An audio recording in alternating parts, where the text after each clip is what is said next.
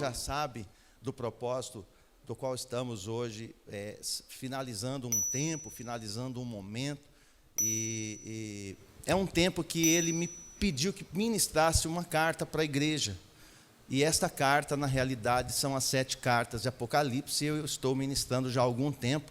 Precisei parar alguns projetos, precisei frear tudo por causa dele. Olha, mas tem que fazer, é melhor obedecer do que sacrificar.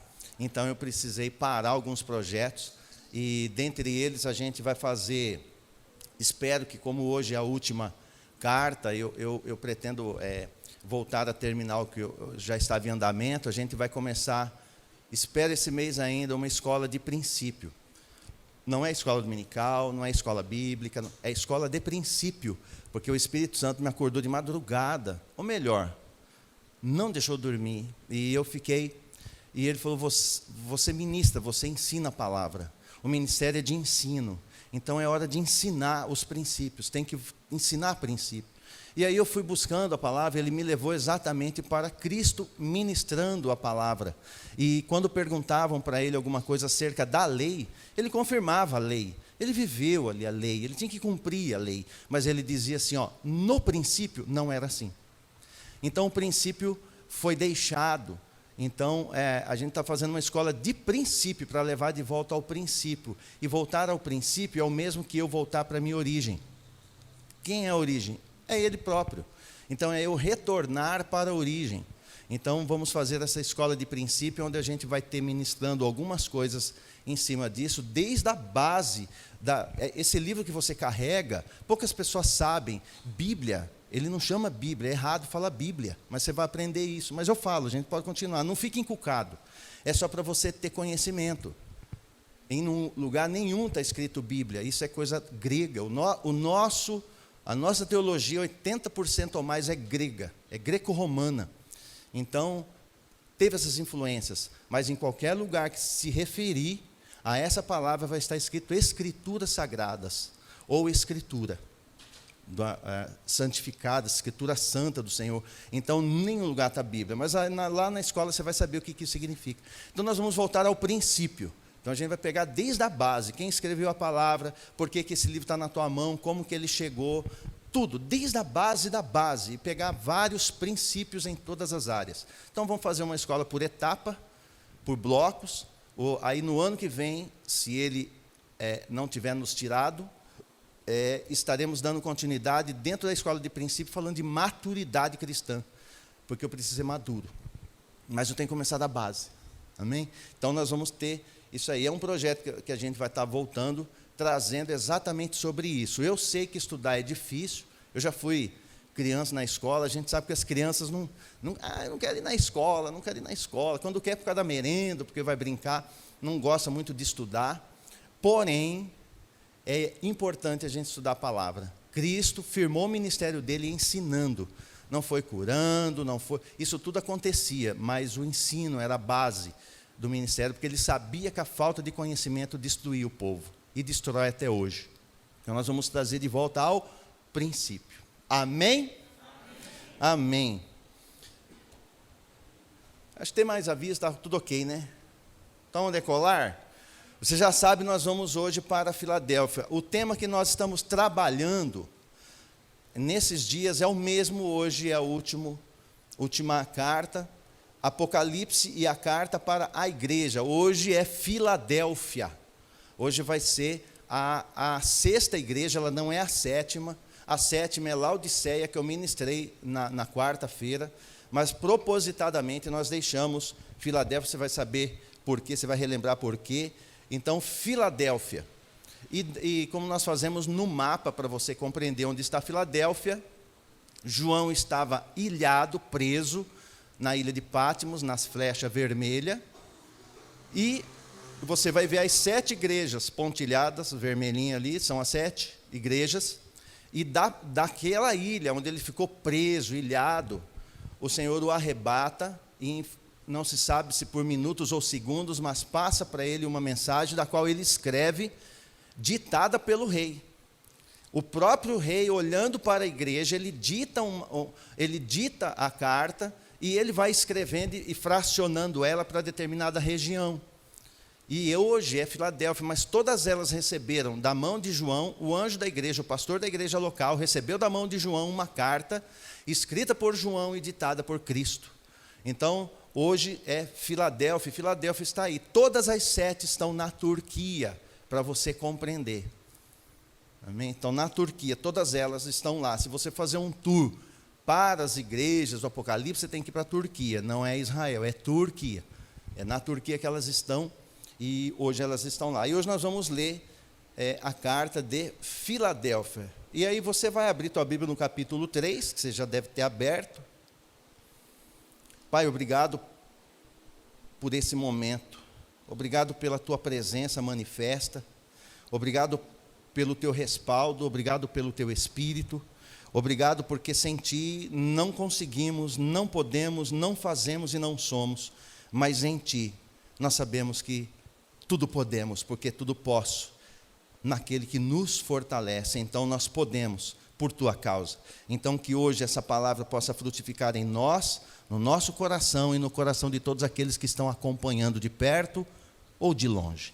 Seja a tua voz, seja o teu Espírito falando, seja o teu Espírito, não nós, o teu Espírito.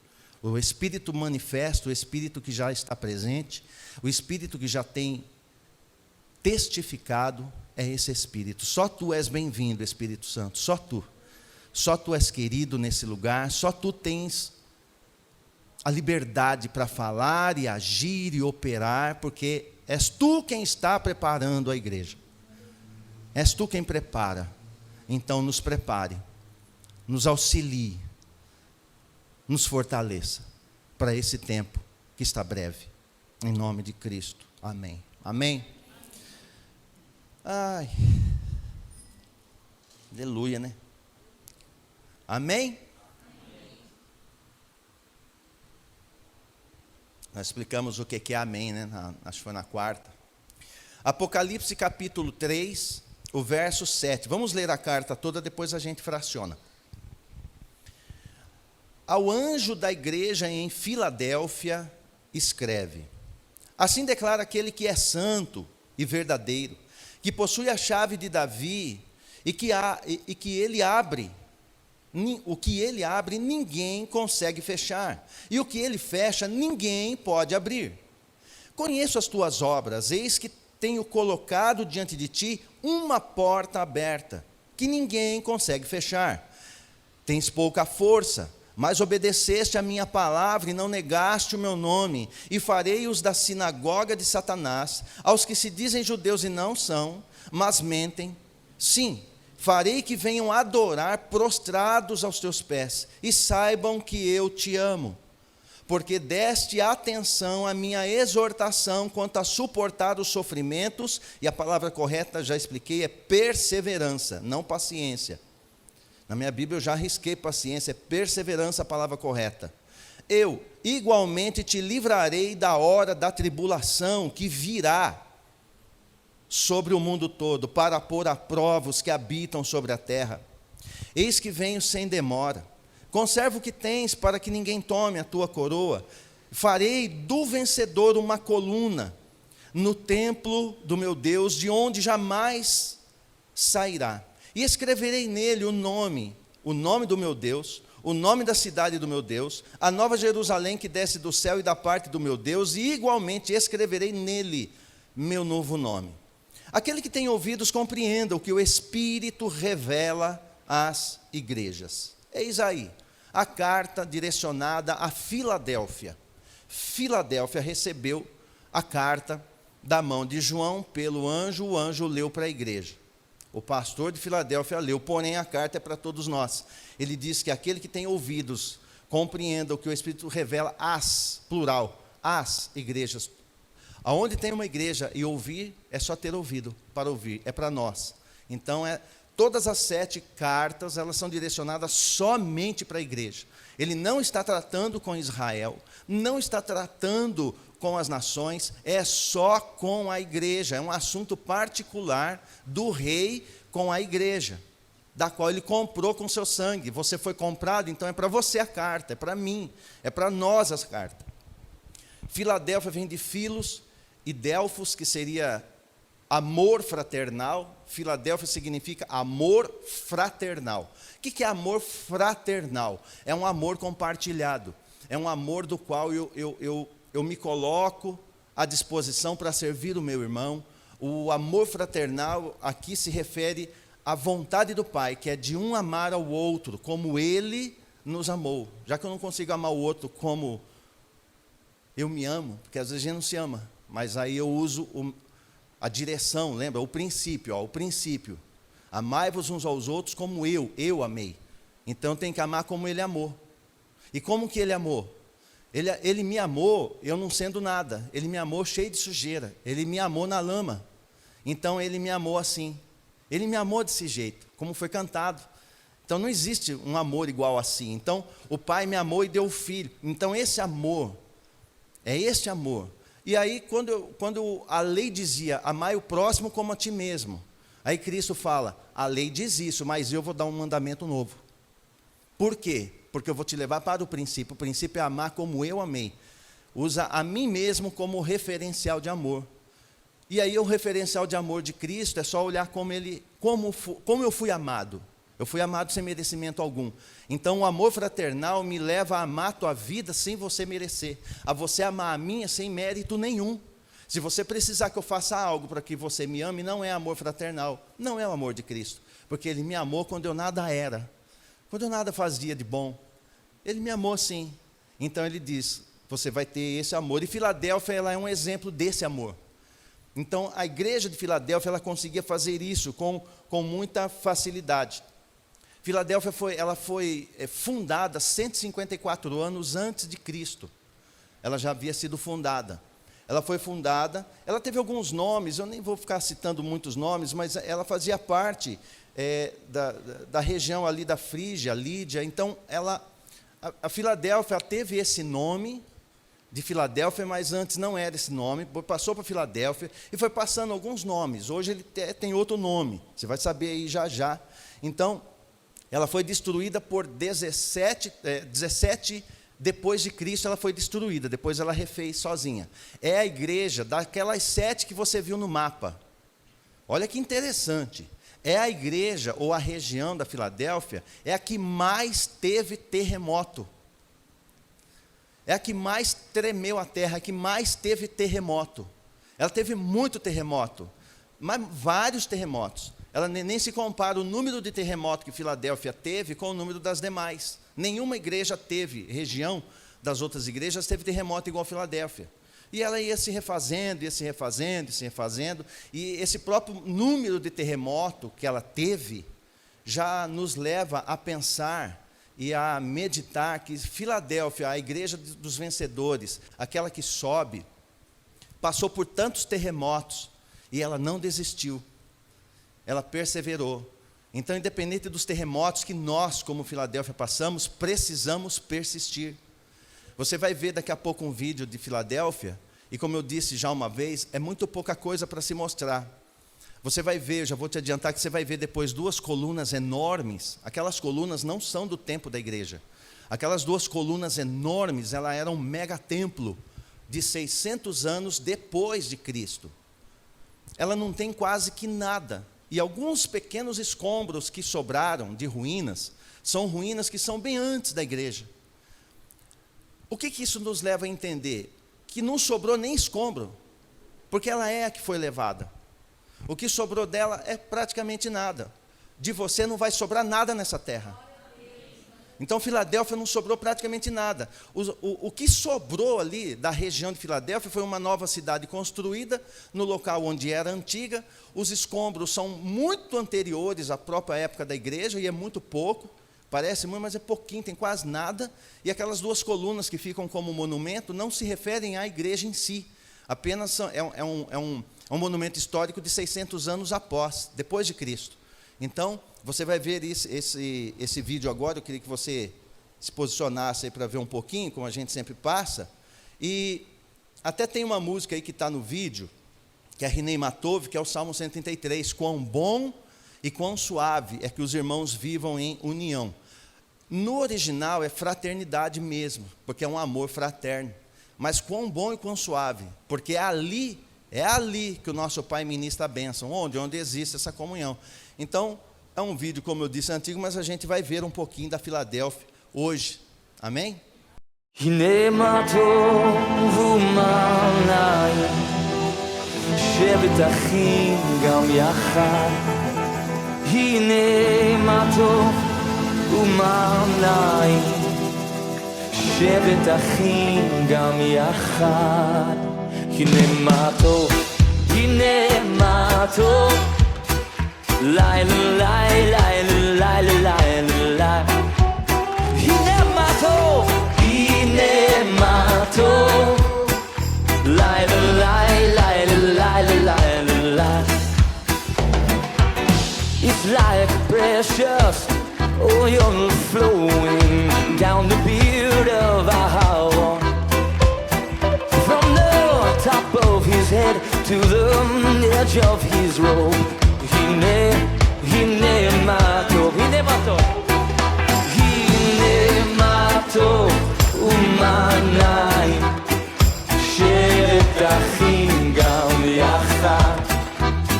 הנה מה טוב ומה נעים, שבת אחים גם יחד. הנה מה טוב, הנה מה טוב, לילה לילה לילה לילה. הנה מה טוב, הנה מה טוב, לילה לילה לילה לילה.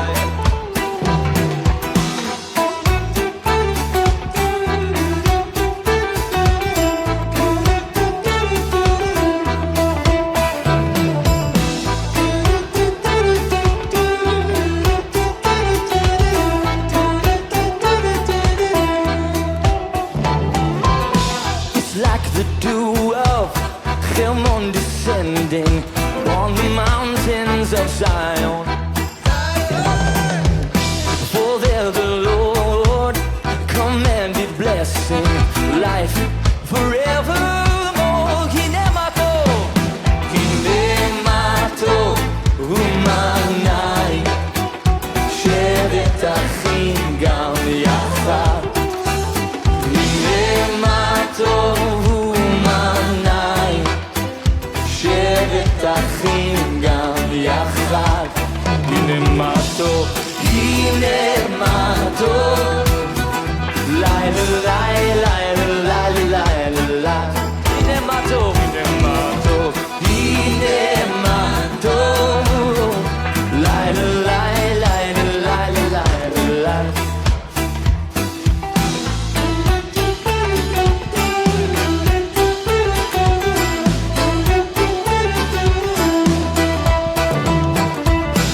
It's good to be together today in Jerusalem, amen?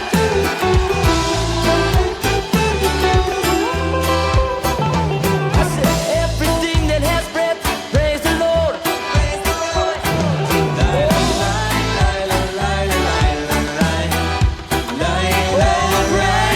the Lord. Praise the Lord.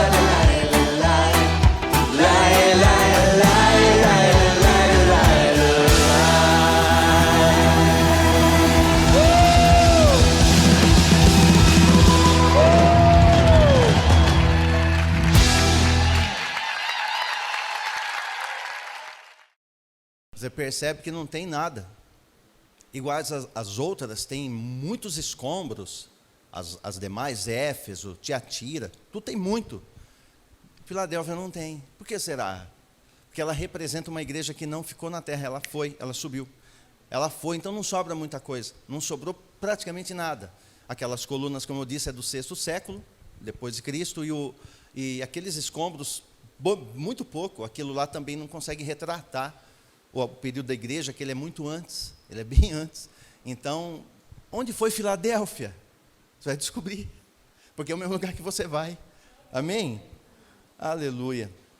Para você que gosta de estudar Apocalipse, o livro do Apocalipse chama-se Revelação. E ele é uma bênção na nossa vida, ele é uma bênção para nós. É revelação, não tem nada oculto ali, é revelado. é o livro mais abençoador, a meu ver. Faz quase 22 anos aproximadamente que eu estudo as profecias, e Apocalipse ele é muito, muito abençoador, é muito bom. Se você quiser ler Apocalipse, eu vou te passar aqui, o capítulo 1 ao 11, ele tem 22 capítulos. Quando você ler Apocalipse, do capítulo 1 ao capítulo 11, conta a história. Do capítulo 12 ao 22, vai detalhar o que você leu do 1 ao 11. Ele repete explicando o que foi lido do 1 ao 11. Apocalipse é assim. Então você começa lendo dessa forma. Você tem que entender que você vai ler a história contada do 1 até o 11 e do 12 até o 22. Ele volta no mesmo assunto e agora esmiuçando detalhadamente. É igual eu contar para você assim, eu moro na rua Curitiba. Esse é o capítulo 11. Aí eu vou falar, olha, é na rua Curitiba, número tal, a referência é esta. Os detalhes são dados depois. Então o Apocalipse é dividido dessa forma. O Espírito Santo mesmo fez isso. Então, do 1 ao 11, você vai ler e conhecer toda a história, e para entendê-la, você precisa ir do 12 até o 22. Porque do 12 ao 22 explica do 1 ao 11. Amém? Sabia disso? Não? Então, agora você já sabe. Eu vou passar também, isso aqui é um breve, mas muito, muito raso. Pensa numa coisinha rasa, mas é para você compreender a questão do Apocalipse. No capítulo 1, Cristo elevado, ele é revelado no governo da igreja. No capítulo 1 de Apocalipse, ele é revelado no governo da igreja. Porque ele está andando no meio dos castiçais, ele tem as estrelas na mão, que são os pastores, enfim. No capítulo 1. No capítulo 2 e 3, é o resumo da história da igreja na terra. No capítulo 2 e 3, o que a igreja vai viver na terra está resumida no capítulo 2. No capítulo 2 e no capítulo 3. Tudo que a igreja vai viver na terra está resumida no capítulo 2 e no capítulo 3. Tudo que você imaginar. Você é a igreja, então você está no capítulo 2 e 3. Se encontra ali. Você vai se encontrar ali. E um detalhe, do capítulo 1 ao capítulo 3, a palavra igreja é citada 19 vezes. Do capítulo 1 até o capítulo 3, a palavra igreja, eclésia, tirados para fora, é citado 19 vezes. O capítulo 4, a igreja vencedora é raptada, ela não está mais na terra. No capítulo 4, ela é tirada, ela é arrancada, ela está até o 3. No 4, ela não está mais, ela é raptada. A igreja vencedora sobe no capítulo 4 de Apocalipse. Isso é um esboço para você ler, aí você vai entender mais. E do capítulo 4 e 5, agora aqui você presta atenção, os santos vencedores de todas as épocas, porque tem vencedores que você vai ver da antiga aliança. Abraão é um vencedor, ele foi até o final esperando aquele dia. Então ele perseverou. Então tem os vencedores da velha aliança, os vencedores antes da velha aliança, até a nova aliança. Então, os santos vencedores de todas as épocas estão diante do Pai e do Cordeiro. Onde? Capítulo 4, capítulo 5. Todos os vencedores estão ali. No capítulo 6 ao 18, refere-se à grande tribulação. E os vencedores não estão presentes. Aleluia! Do capítulo 6 ao 18, a igreja vencedora não se encontra na terra, ela não está nesses capítulos. Você não encontra ela ali. Ela não está lá. Do capítulo 19, verso 7, para você compreender, 19 do 7 ao 9, os vencedores estão nas bodas do Cordeiro. Você percebe? É citado a igreja ali, os vencedores, até o capítulo 3. 19 vezes, não fala mais. Vai citar alguma coisa que nem a igreja, mas já é citado os vencedores nas bodas lá no capítulo 19, do 7 ao 9. Lá ela vai aparecer de novo, porque durante esse período ela não está na terra. Ela não faz parte desse bloco de acontecimentos. Do capítulo 19, do verso 11 ao verso 14, aí Cristo vem. Aí ele vem na terra com os vencedores. Para quê? Para implantar o reino de 1000 anos. Isso você vê no capítulo 19, vai estar lá, a igreja aparece nas bodas, e do verso 11 ao 14, ele volta com os vencedores que foram. Por isso não tem como A igreja ser arrebatada depois da grande tribulação, porque ele volta para estabelecer o reino e ele volta com ela. Então alguém subiu com ele, para poder voltar com ele. Então, ela é dividida dessa maneira. Então, no capítulo 19, do 11 ao 14, Cristo vem na terra com os vencedores para implantar o reino de 1000 anos. Capítulo 20, o trono branco e o juízo final. É o trono branco, é o trono do Pai. Você vai ver ali o trono branco e o juízo final estabelecido no 20. No 21, tem a revelação de novo céu e nova terra. E no capítulo 22, a revelação do rio da água da vida. Ele é revelado ali, no 22. E no 22, 16, só no verso 16 do capítulo 22, a palavra igreja volta à tona. Então, a última vez que houve a palavra igreja é até o capítulo 3. Depois só vai ver igreja sendo citada no fim da Bíblia, no fim de Apocalipse, no capítulo 22, 16. A palavra igreja, ela é mencionada novamente. Esse é um mini esboço de Apocalipse, quando você lê, assim, repartidamente, vai ficando, quanto mais você repartir, melhor fica para entender. Porque se eu ler direto, parece que é um quebra-cabeça impossível. Não é, ele é revelado, totalmente revelado. Amém? Até aqui? Com relação às igrejas, o que elas representam? Porque lembra que o capítulo 2 e 3 é a igreja na terra. E ela na terra passa por períodos. Como que ela é subdividida? Efésios representa a igreja que abandona o melhor amor e não se arrepende. Esse é Efésios. Esmirna, ela é perseguida. Como ela abandona o primeiro amor e não se arrepende, a perseguição vem logo em seguida.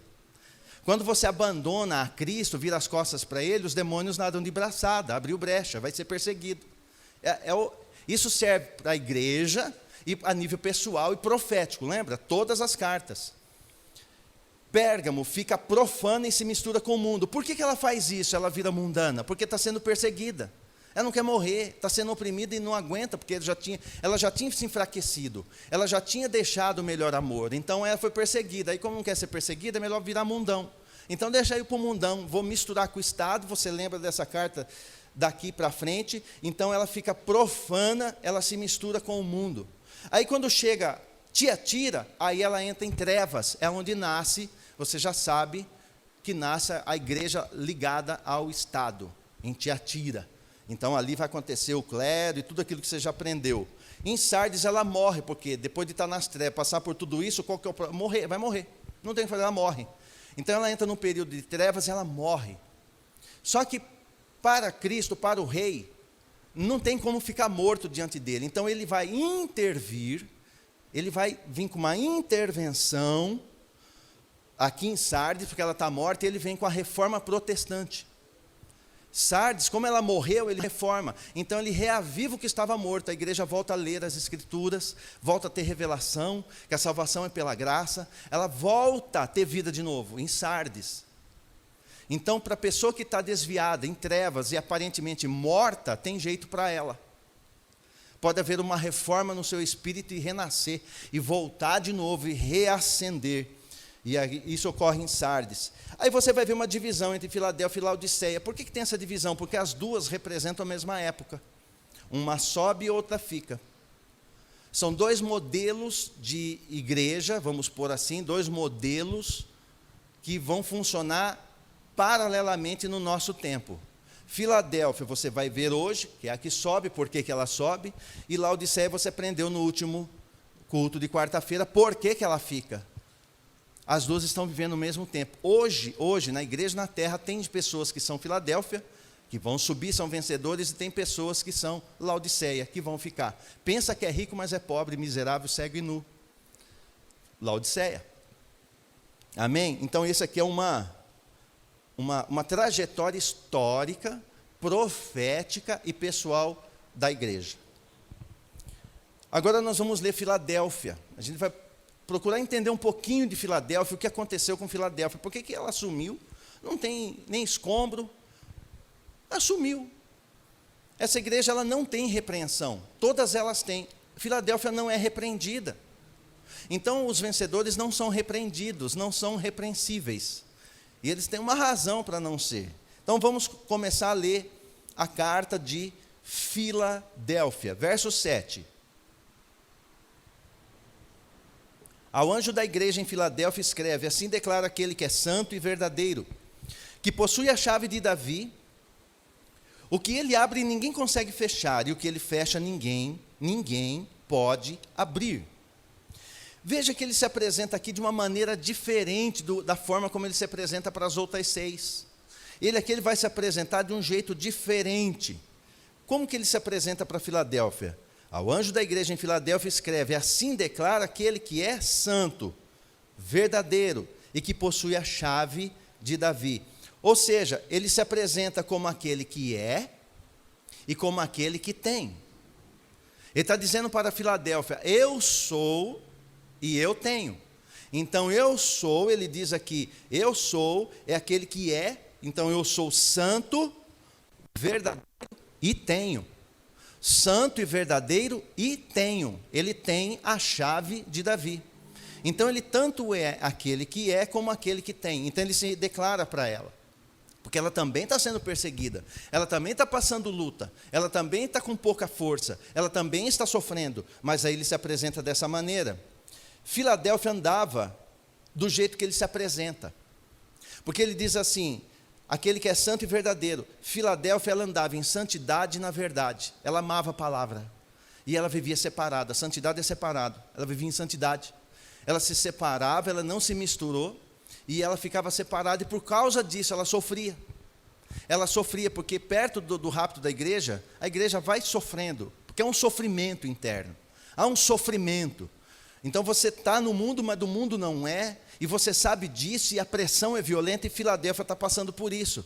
Só que Filadélfia, ela se santifica, e ela ama a palavra, ela ama a verdade. Então ele se apresenta: olha, vocês andam em santidade e amam a verdade. Deixa eu falar, o santo sou eu, e olha, eu sou verdadeiro. E deixa eu dizer mais, está tudo fechado para vocês, mas para vocês eu tenho uma porta aberta.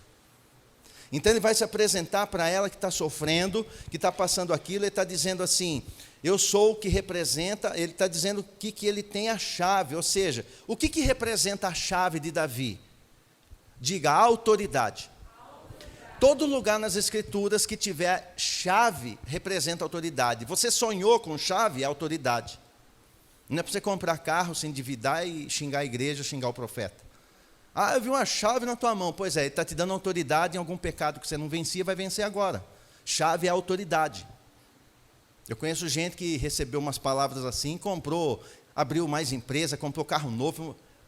Ele quase tinha que fugir da cidade para não ser morto por agiota. Porque ele entendeu mal o detalhe que o profeta, de fato, ele viu chave. Mas a chave é a autoridade. Quando você vê chave no sonho, ou fala de chave, ele está dizendo, eu tenho toda a autoridade, eu tenho a chave. Eu tenho a chave, eu tenho toda a autoridade. E está se apresentando para ela assim, como quem tem. Sou o santo verdadeiro e tenho toda a autoridade. O que ele quer dizer com isso? Que ninguém, nenhuma porta pode ditar regra para ele. Ele tem a chave. Porque Filadélfia está sofrendo, lembra? Mas ele está dizendo, nenhuma porta pode fechar, porque eu tenho a chave. Eu tenho a chave de Davi, então eu tenho essa autoridade, autoridade real, porque eu sou filho de Davi na descendência. Então ele tem a chave, tem toda a autoridade, ele foi dada.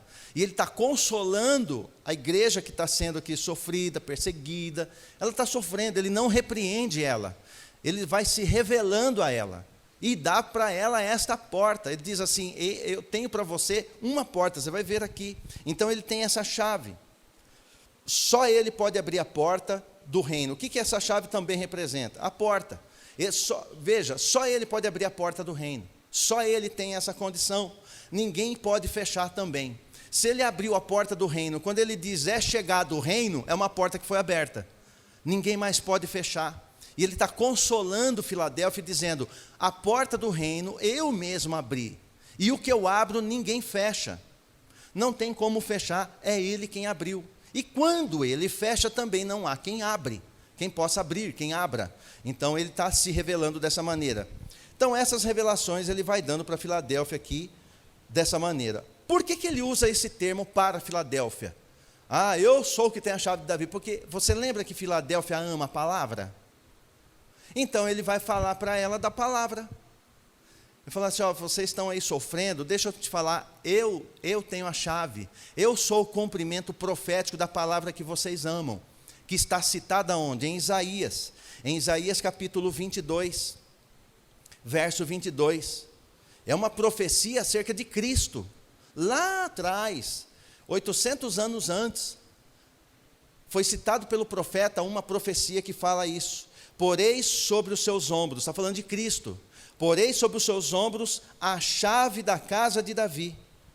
O que ele abrir, ninguém terá o poder de fechar, e o que ele fechar, ninguém será capaz de abrir. Então, na carta que ele escreve, que ele manda escrever para Filadélfia, está dizendo para ela, essa profecia se cumpre em mim, eu tenho essa chave.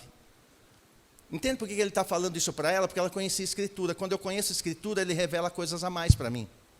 Como que ele vai revelar algo que eu nem sabia? Eles conheciam a Escritura.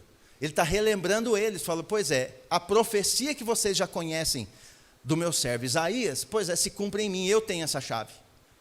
E ele está consolando a igreja está sofrendo, mas ele está trazendo um consolo para ela e dizendo isso aqui.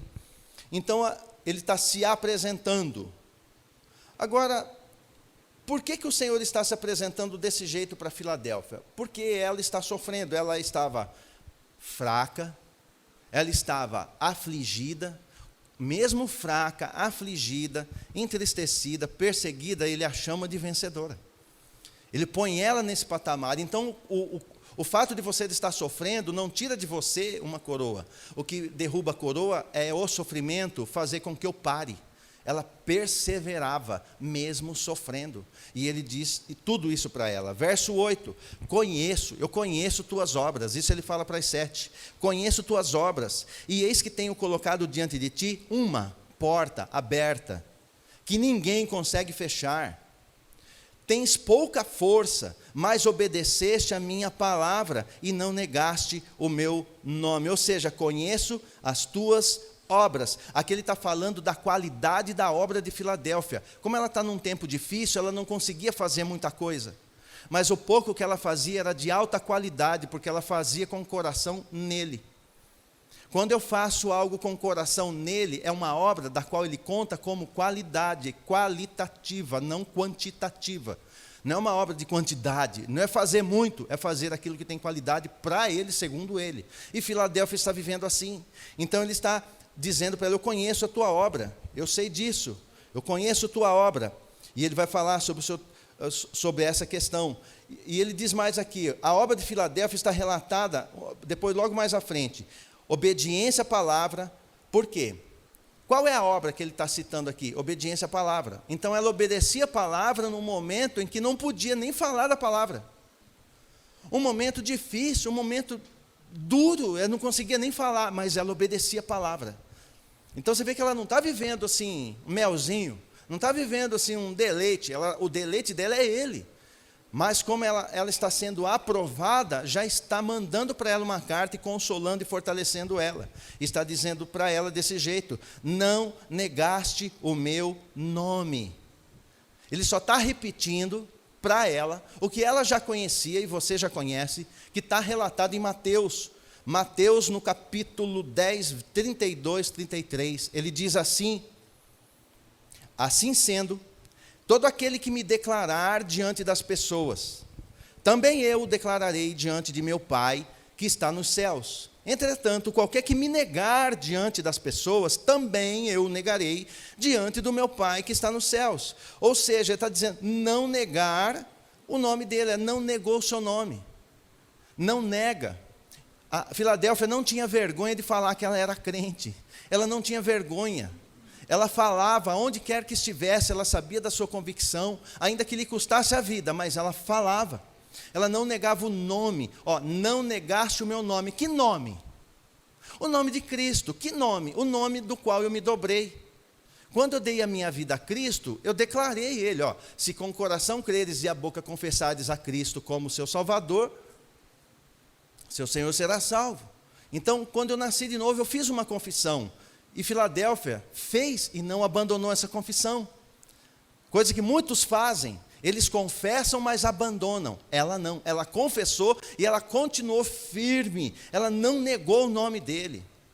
Se você não para, você vai ser mandado embora. Você que sabe, mas eu não vou negar a quem eu sirvo, eu não vou negar em quem eu creio, porque eu sei de onde ele me tirou. Eu sei de onde ele me tirou, e Filadélfia passava por isso. Então, não negar o nome dele, escute isso, ou escreva isso, é entrar em confronto radical com o meio que Filadélfia vive. Não negar o nome dele é a mesma coisa que entrar em um confronto com o meio onde você vive. Não negar o nome de Cristo é a mesma coisa que você confrontar o sistema onde você vive. E Filadélfia não está nem aí, sofrendo, mas ela não nega quem ela é, não nega a sua origem, não nega quem a tirou da lama, não nega quem ele é, o meu Salvador, o meu resgatador, e ela não nega.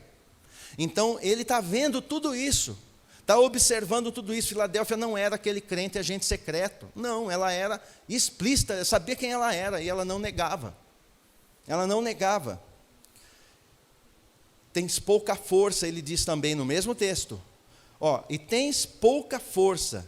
Ou seja, é muito consolador, pelo menos eu vejo assim, no meu ponto de vista, é muito consolador Cristo escrever para mim e falar para mim: eu sei que você tem pouca força.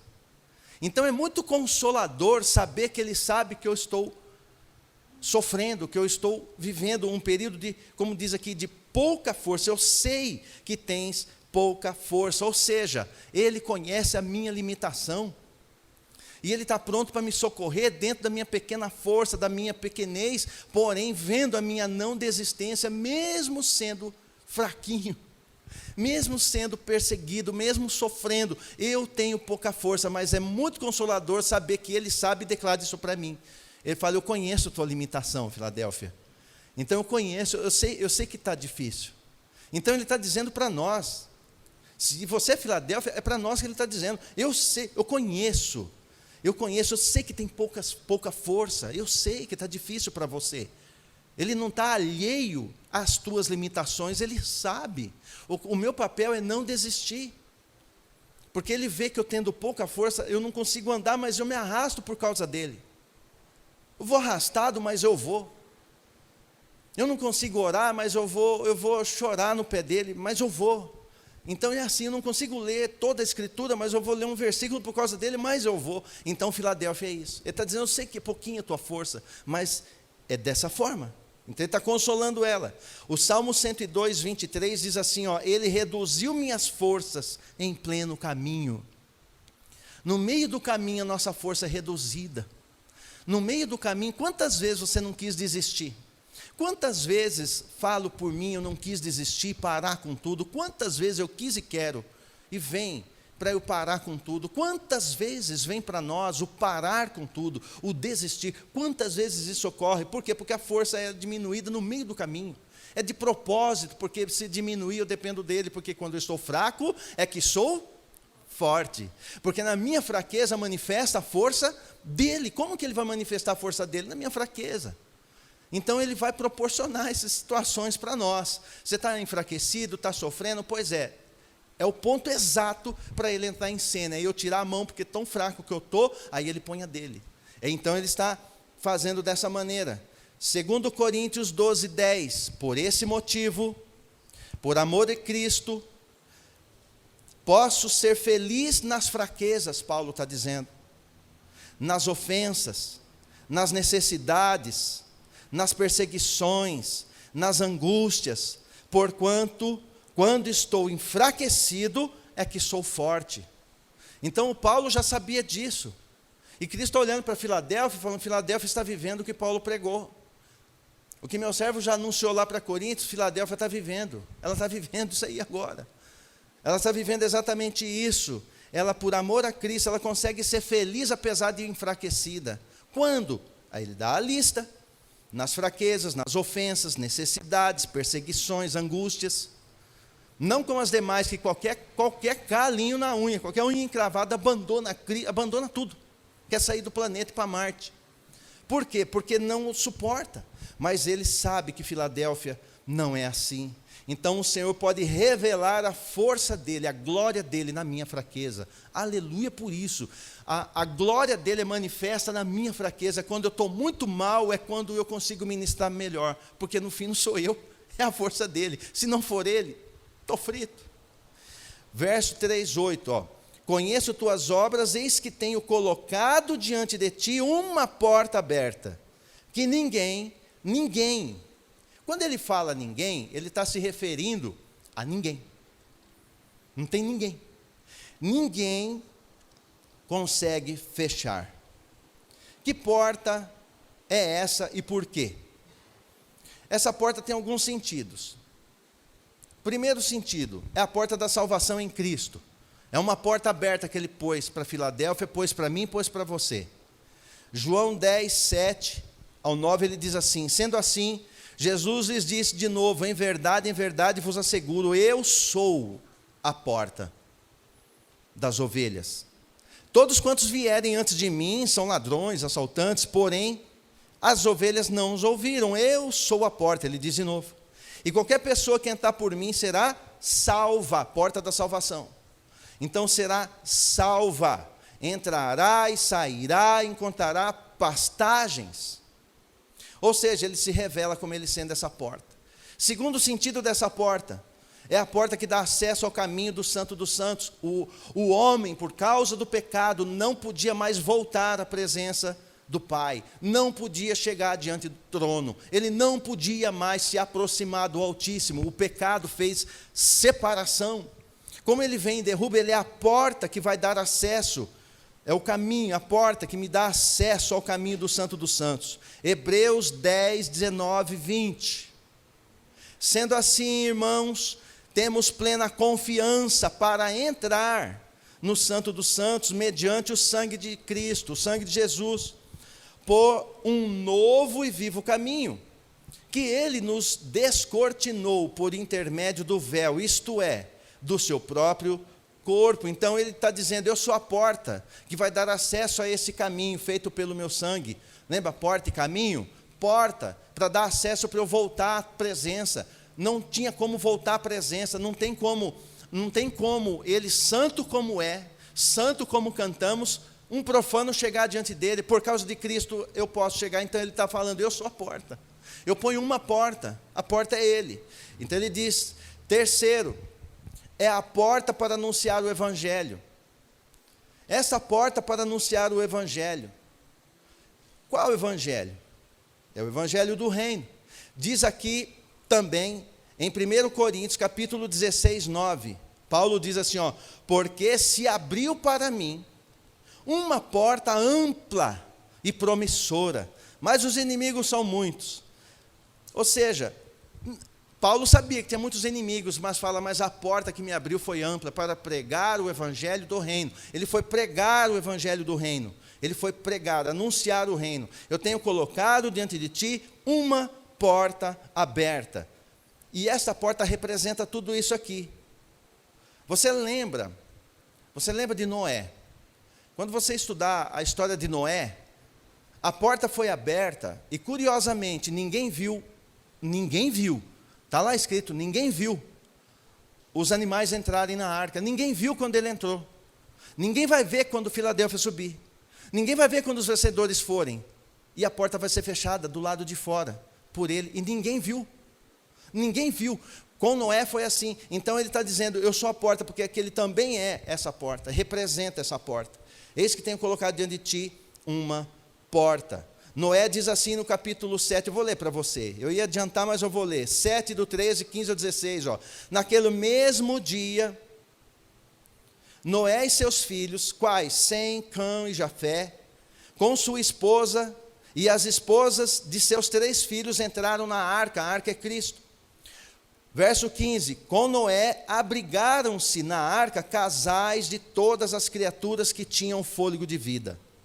Os animais que entraram eram um macho e uma fêmea, terra e semente. Semente com semente não germina, terra com terra também não. Se há uma ordem de procriar, tem que ser terra e semente, macho e fêmea. Ele deixa isso claro. tudo que for considerado vivo de acordo com o que Deus ordenara a Noé. Então o Senhor fez o quê? Fechou a porta por fora. Porque quando veio de fato o dilúvio, era muito grito, muito desespero. Provavelmente Noé, ou os filhos, alguém ia se compadecer, ia querer abrir, mas não tinha como, ela foi fechada por fora. Quando a igreja subir, alguns vão ficar em desespero, não tem o que fazer. Ela foi fechada por fora. Por quê? Porque ele tem a chave. Ele é a porta, ele é a chave, então tudo é com ele. Então a arca aqui representa isso. A salvação, essa porta que ele deixou aberta para Filadélfia e deixa para nós. Irmãos, um dia essa porta vai ser fechada. E quando ela for fechada, não tem o que fazer. É só ele que abre. Quando que ela fecha? Quando a igreja for embora. O livro da vida está o nome de todos os salvos. Eu vou repetir isso aqui. Todos os salvos estão escritos no livro da vida. Todos os salvos estão escritos no livro da vida. Os que vão ser salvos amanhã, depois de amanhã, daqui 1 ano, daqui 2 anos, se der tempo, já estão escritos no livro da vida. Porém, os que vão ser raptados é apenas aqueles que o nome não foi riscado. Porque se estiver riscado, é só salvo. Se estiver pronto para ser lido e chamado, é vencedor. Os vencedores não têm o nome riscado. Então, todos os salvos que ainda serão ganhos, o nome já está lá. O ímpio, aquele ímpio da família de muitos, que você fica preocupado, se ele for salvo, o nome dele já está lá. Um dia alguém vai pregar para ele, ele vem, porque o nome está lá. Agora, se vai ser vencedor ou não, é outra história. Então, o livro da vida se refere a isso, por isso que é o rei que lê, é o rei que escolhe a rainha, você lembra disso da quarta-feira. Então, é o rei que escolhe a Esther, é ele que escolhe, ele tem várias mulheres, mas ele quer uma, e aquela que ele chamar o nome. Então, chamar o nome é coisa de rei. O rei chamou Esther, o rei vai chamar teu nome, o rei vai te chamar aquele dia, porque ele vai abrir o livro e não está riscado o teu nome. Se tiver riscado, está no livro, o livro da vida. Ó, livro da vida. Então não pode ter morte naquele livro. Então está salvo. Agora ser vencedor é outra história. Amém? Não dá para eu desdobrar isso aqui, mas só para você compreender. Então, ocorre isso. Apocalipse capítulo 3, 9. Farei aos da sinagoga de Satanás, aos que se dizem judeus e não são, mas mentem. Sim, farei que venham adorar prostrados aos teus pés e saibam que eu te amo. Aqui denuncia mais um inimigo da igreja de Filadélfia. Mais um inimigo de Cristo e um inimigo da própria igreja de Cristo. Qual é o nome desse inimigo? Da sinagoga de Satanás? Religião. Religiosidade. A religião é um inimigo. A sinagoga de Satanás... Para você, assim, não dá para eu esmiuçar isso aqui, mas a sinagoga de Satanás é um cristianismo sem Cristo. Ele se confessa cristão, anda com a Bíblia, ele louva, faz tudo, mas lá no fundo ele não tem Cristo, é só religioso. Então, sinagoga de Satanás está embutido todos aqueles que confessam um cristianismo do qual no cristianismo que ele confessa, Cristo não é o centro. O contrário de Filadélfia. Ela confessa e Cristo é o centro. Mas quando eu confesso, mas ele não é o centro, então é um cristianismo sem Cristo. E tem muitos por aí, né? Infelizmente. Te atira que eu diga. Então você vai ver a sinagoga de Satanás. Quando é assim, ó, toda religião sem Cristo, ou todo cristianismo sem Cristo, guarda isso. Qualquer religião no planeta Terra, ou qualquer cristianismo que não tenha Cristo, acabam nesse nome aqui, ó, num anticristianismo. Então está de braço com o próprio anticristo.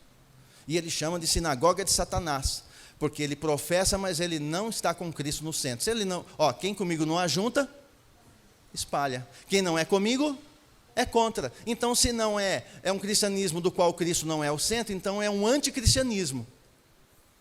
E a pessoa pode ser um anticristo, um anticristão. Então é o anticristianismo. E ele está dizendo dessa maneira. Na Filadélfia ela estava vivendo isso no meio do seu povo ali. Sinagoga de Satanás é a personificação do engano religioso satânico. Isso é a sinagoga de Satanás. Então Filadélfia estava sofrendo. Veja 2 Coríntios 11, 14, 15. Aguenta isso, tem que suportar. Filadélfia persevera. Verso 14. 2 Coríntios 11, 14. E essa atitude não é de admirar, pois o próprio Satanás se disfarça de anjo de luz. Portanto, não é surpresa alguma que seus serviçais finjam que são servos de justiça. É um crente sem Cristo. Então ele finge que é, mas ele não é. Sinagoga de Satanás, no meio da igreja de Filadélfia. Sofria essas intempéries, pessoas fazendo rebelião, pessoas fazendo governo paralelo, pessoas discordando de tudo e de todos, pessoas fazendo conflito. Em vez de fazer o amor fraternal, era um conflito infernal. Sinagoga de Satanás. Só que já tinha sido dito antes. Então, não é surpresa, está vendo? Não é surpresa alguma que seus serviçais, então tem pessoas que estão a serviço do diabo dentro da igreja, até de Filadélfia, porque ele está escrevendo para Filadélfia, e ele vai dizer isso aqui para ela. Quando ele diz, quando ele usa esse termo, sim, farei que venham adorar prostrados aos teus pés e saibam que eu te amo. Isso significa o quê? Que pelo testemunho fiel de Filadélfia, muitas dessas pessoas vão se curvar ao senhorio de Cristo. Muitas dessas pessoas vão reconhecer que Filadélfia é amada. Não há nenhum versículo bíblico, não há lugar nenhum nas Escrituras que fale que Cristo ama a igreja. Este é o único, e ele resolveu falar isso para Filadélfia. Vão saber que eu te amo. Você vai ouvir assim, por exemplo, João 3,16, porque é o pai ali no caso. O pai amou o mundo e deu o filho. Não está falando que o filho ama. É o pai que amou e deu o filho. Deu o filho para morrer, para ser esfolado. Você acha que ele está cheio de amor? Não, ele está cheio de obediência ao pai, não de amor. Quem amou foi o pai. Esse é um texto. É o pai que amou. Em lugar nenhum você vai ver ele citando isso. Mas quando chega em Filadélfia, passado esse momento, você vê que lá no Getsêmani ele fala: pai, se for possível, passa esse cálice. Eu não amo essa mulher. Ou seja, não quero essa igreja. Mas eu quero te obedecer. Então eu vou te obedecer. Já que o senhor ama tanto, é o senhor que arruma um casamento, então eu vou me curvar. Só que no decorrer da história, Filadélfia, ela vai sendo tão fiel, tão perseverante, que conquista o coração dele. E quando chega aqui, ele fala: vão saber que eu te amo.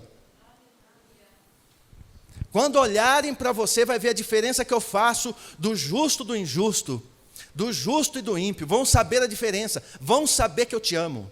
Por isso que ele está dizendo: vão saber que eu te amo. Por que ele fala para ela: vão saber que eu te amo? Porque eu sei que vocês sabem disso. Vocês se sentem, embora eu nunca confessei, mas eles vão saber o quanto eu te amo. Ele só fala isso para Filadélfia, porque ela é vencedora. Os vencedores são a expressão viva de alguém, de pessoas, de um grupo que é amado, evidentemente amado. O amor que ele tem por você é explícito, a ponto até dos da sinagoga de Satanás vão olhar e falar: como que pode? Ele ama muito essa pessoa, ama demais. Ele ama mesmo. Por quê? Por causa da fidelidade dela. Então guarda isso, ele só declara amor em Filadélfia. Você não vê Cristo declarando amor a nenhum momento. Ele não declara amor, mas ele não é amor. Ele é, mas não declara. Ele não declara amor, ele é na essência. Ele não declara amor, ele não declara Cristo no seu ministério terreno. Em nenhum momento ele chama os apóstolos de filho dele. Não fala que ele é pai, só que ele diz assim: eu não vos deixarei órfãos. Então ele já deixa subliminar: para mim vocês são filhos. Entende? Então é coisa da divindade mesmo, é coisa da divindade. Então ele vai fazendo isso, e ele está fazendo isso explícito, está dizendo assim: ó, todos vão saber que eu te amo. Eles vão saber, ó, venham adorar prostrados. Não é para adorar Filadélfia, vai vir me adorar na realidade, vai adorar ele. Vai vir nos teus pés e vão me adorar, e vão saber que eu te amo. Vão saber que eu te amo. Lembra do culto hoje, do início do culto? Ele é o justo juiz, ele julga a tua causa, ele julga o teu direito. Que direito eu tenho, tá? Como foi dito pela pastora, eu não tenho, mas ele fala que cuida dos meus direitos, ele trabalha por eles. Então, algum eu tenho. E esse algum direito que tenho, e é revelado em Filadélfia, ele vai dizer disso: vão saber que eu te amo. Agora, como que vai saber que ele me ama? Pelos feitos dele na minha vida. Ele vai se manifestar. Ele vai se manifestar na vida de Filadélfia. Ele vai se manifestar na tua vida. E vão saber que ele te ama. Vão saber que ele te ama. Ele declara esse amor a você. Olha que para o filho declarar amor é só Filadélfia. Você não vê ele declarar amor nas Escrituras, mas para Filadélfia sim. Então vamos lá, assim, declara explicitamente. Aqui ele está dizendo isso para ela, para que saibam que eu te amo. Tem uma grande promessa para Filadélfia e tem uma grande promessa para nós. Para nós. Quando Éfeso, presta atenção, a igreja de Éfeso, quando Éfeso, ela caminhou, lá está escrito que ele deixou, Éfeso abandonou, Éfeso deixou o melhor amor. Filadélfia carregou o seu melhor amor consigo. Filadélfia carrega a Cristo aonde quer que ela vai. Com toda a perseguição, com todas as ofensas, com toda dificuldade, ela não nega o nome, não nega quem ele é. Ainda que ela vá perdendo essa terra, ela sabe que ela está juntando o tesouro no céu. Então ela não nega e ela carrega, ela trouxe o melhor amor com ela. Então a nossa santidade, a nossa postura fiel diante dele, são pessoas que estão prontas para serem aprovadas. É Filadélfia. Esse verso 10, eu queria pregar nele umas 2 horas, só nele, mas eu vou ser rápido. Verso 10, porque deste atenção à minha exortação quanto a suportar os sofrimentos com perseverança, eu igualmente te livrarei da hora da tribulação que virá sobre o mundo todo para pôr à prova os que habitam sobre a terra. Se existe uma palavra atual, é essa aqui. Se há uma palavra contextualizada, atualíssima, atualizada, contextualizada, é essa. Filadélfia representa a igreja que é raptada, representa a igreja que tem um amor fraternal, ela representa a igreja que tem uma porta aberta, ela é a igreja que ela vai encontrar essa saída para o céu. Filadélfia é tudo isso. Então a Filadélfia ela está sendo declarada que ela é amada, veja aqui, só que tudo isso, ela é condicional. Essas ações em favor de Filadélfia é condicional, é por causa da atitude dela. Lembra, o vencedor ele tem que fazer algo, não é? O assunto aqui não é salvação, é ser vencedor. E Filadélfia é de carteirinha vencedora, diplomada vencedora, tem troféu de vencedora, tem coroa de vencedora. Então eu tenho que aprender com quem é vencedor, então é melhor aprender com Filadélfia.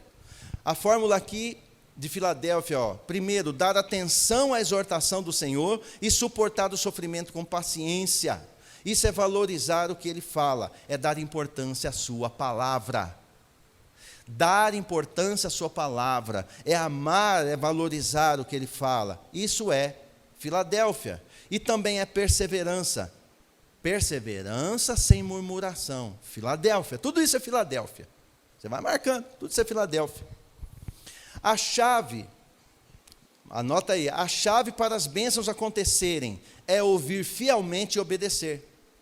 Ou seja, obedecer é praticar o que ouve. Eu ouço a palavra, mas quando eu ponho isso em prática, é lido como obediência. Eu obedeci, por quê? Porque eu ouvi, agora eu estou fazendo. Com dificuldade, eu estou tentando fazer, vou tentando ser melhor, eu vou matando minha carne, matando meus sonhos, como foi dito ontem, eu vou caminhando para que o dele seja realizado. Então isso vai sendo notado e eu vou sendo chamado de vencedor. Então eu sou dessa forma. Isso é uma chave para que as bênçãos venham sobre a minha vida. A chave para a igreja ser aprovada e consequentemente ser arrebatada está em ouvir, obedecer, perseverar, não murmurar. Segundo Filadélfia, eu vou ler de novo. A chave para a igreja ser aprovada e, consequentemente, ser arrebatada ou raptada, está em ouvir, obedecer, perseverar enquanto obedece, na verdade, e não murmurar. Por quê? Porque a murmuração, você sabe, impediu o povo de chegar na terra da promessa, A murmuração fez muita gente perecer pelo meio do caminho. Ela impede a noiva de ser recebida na terra prometida. Então, não murmure. O tempo hoje leva a gente para murmurar todo dia de qualquer coisa. E eu não posso murmurar de coisa alguma, coisa nenhuma. É melhor se calar. Entrar nele, deixa ele entrar em você, fica um com ele, daqui a pouco tudo passa e você dá mais um passo. Filadélfia. E ele diz, eu igualmente, olha que interessante. Deixa eu voltar na parte da perseverança, ó. Porque deste atenção à minha exortação, quanto a suportar os sofrimentos com perseverança. Com perseverança. Você conhece esse homem aí? Ele é um chinês. Yun. O nome dele é Yun. Yun. O Senhor me consolava dizendo, meu filho, não tenha medo, eu estou contigo. Isso é uma entrevista dele, eu tenho entrevista dele. Depois de 74 dias de jejum, eu estava bem magro. E eu estava, na verdade, prestes a morrer. Minha esposa e minha irmã não me reconheceram. Minha mãe só me reconheceu porque ela lembrou que eu tinha uma marca bem aqui. Para aí, deixa aí. Esse homem, ele é da China, ele é chinês. É Yun, irmão Yun. Ele passou 10 anos da vida dele preso. A avó dele mencionava as escrituras assim, mencionava. Não tinha aquelas revelações. E ele quis seguir o cristianismo. E ser cristão na China não é agora. Sempre foi muito difícil. Perseguido, aprisionado, encarcerado. E tem um livro, eu não gosto de recomendar livro, mas às vezes é bom recomendar. Ontem um menino, o Wesley, recomendou, e eu já estava com isso aqui pronto, eu falei, é do Espírito, porque eu não gosto de recomendar, porque o livro é muito pessoal, cada um gosta de uma leitura. Esse livro que está aqui, O Homem do Céu, é ele relata, é da editora Betânia, aqui é o original, aí ela fez um novo lançamento, é o mesmo livro ilustrado. E ele vai contar algumas coisas. Quando você lê esse livro, o teu cristianismo deve melhorar bastante. Porque ele relata, no tempo, ele está vivo. Ele veio para o Brasil e ficou com os pastores trouxeram ele, porque ele era fugitivo e tal, ele veio para cá, ficou no Brasil, eu acho que 2017, 2018. Os pastores, sabendo de toda a história, trouxeram ele. E ele pregava o Evangelho, ele anunciava o Evangelho, ele foi 4 vezes preso. Na composição da sua prisão, deu 10 anos de prisão. Por quê? Só por causa do Evangelho. Foi preso só por causa do Evangelho. A Bíblia, ele conta que a Bíblia lá, eu tenho o Salmo 1, o verso 1. Pega aquele pedacinho, põe num plástico e põe na boca. Aí a Cauane pega o verso 2, põe num plastiquinho, põe na boca. Quando a gente consegue se encontrar, a gente lê. Porque não tem escritura, não tem igreja, não tem denominação, não tem nada. E poucas pessoas sabem disso. A maior igreja hoje na Terra é da China. Tem 100 milhões de membros. Tem 100 milhões de cristãos convertidos na China. Sem igreja, perseguido. E ele era preso, mas não é um preso assim, um preso. Ele conta que os soldados enfiavam agulhas na unha dele para falar quem que pregava o Evangelho também. Então ele tinha que dedar e ele não falava. Quebraram as 2 pernas dele na prisão. Quebrou as 2 pernas e ele dizia assim, ó, na entrevista ele fala, eu não tenho dinheiro, não tenho escritura, não posso pregar. Ele falou, se eu não posso pregar para o Senhor, eu vou morrer para o Senhor. Se eu não posso pregar, eu vou morrer. E começou um jejum, 75 dias. Ele falou, eu vou jejuar até morrer, mas eu morro para o Senhor. Enquanto eu estiver vivo, eu vou falando teu nome.